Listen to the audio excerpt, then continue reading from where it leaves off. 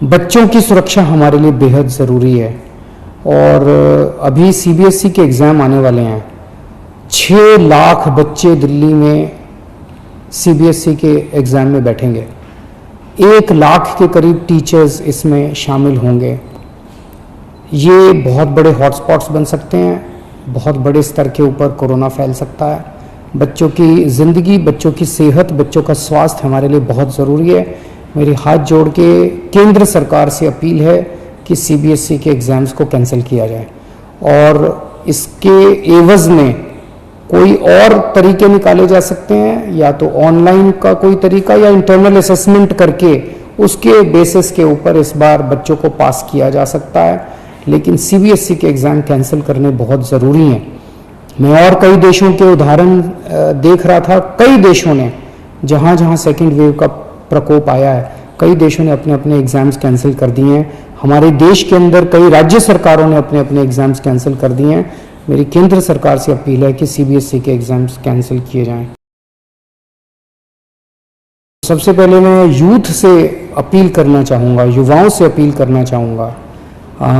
अभी हमारे पास जो डेटा पिछले 10-15 दिन का डेटा है वो ये दिखाता है कि 45 साल से कम उम्र के जो लोग, जो कोरोना के पेशेंट्स अभी तक आए हैं, उसमें 65% पेशेंट 45 साल से कम उम्र के हैं।